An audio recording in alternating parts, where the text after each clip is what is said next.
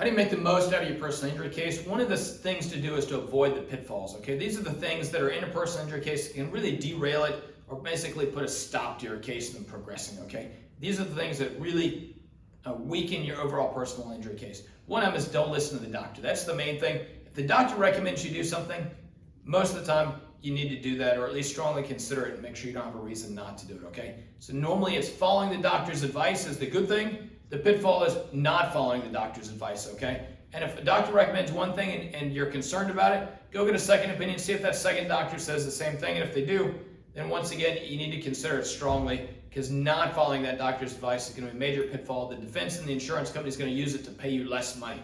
Another big pitfall is gaps in treatment or not going to the doctor, okay, when you're hurt. So this is not like you got all better and quit going to the doctor. This is where you say you're hurt and you're reporting that you're in pain and you've been to some doctor's visits, and then for whatever reason life gets in the way, and then you don't get to go to the doctor for a period of 2, 3, 4 weeks, sometimes longer depending on what doctor you're seeing, okay? Like a physical therapist or chiropractor, it would be like not going for a week.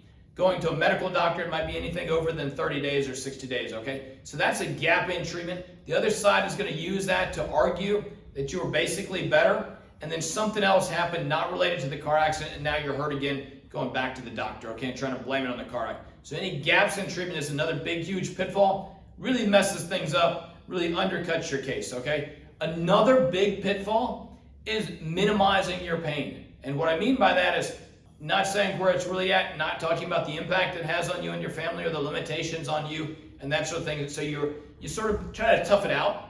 You know, this happens a lot when people are taking Tylenol, or they may be using alcohol to cope with the pain or something else.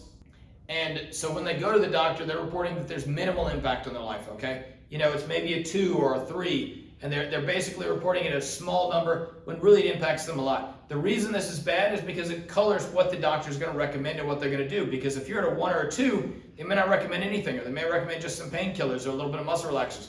But if you're like a 6, then they might say, wow, this is serious. You need something more strong, or you may need to get an MRI, or you may need something like an epidural or something to control and deal with that pain. So minimizing it is not good. Also, failing to report all your symptoms is a huge pitfall, okay? And what I mean by that is, it's one thing to go into the doc and say your back hurts or your neck hurts. It's another, though, to say, well, your neck hurts and that pain radiates down into your shoulder, or that your left hand is going numb. We see this sometimes where people's pinkies are going numb, okay? That's a huge symptom. Or like if they've got a herniated disc, we see the pain runs down their legs, so it feels like pins and needles are like ants, like their leg is falling asleep.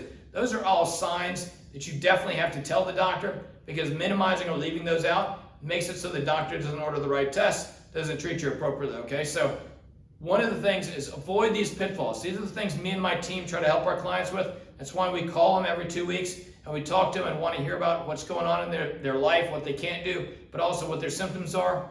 Make sure all the injuries are reported from top to bottom, from head to toe, so that we can make sure you're getting the appropriate care. Try to help you avoid these pitfalls so we can help you get the maximum result on your case. This is part of the Shane Smith Law Case Maximizer Blueprint. Spot the pitfalls, okay? Remember, if you're in pain, call Shane, 980-999-9999.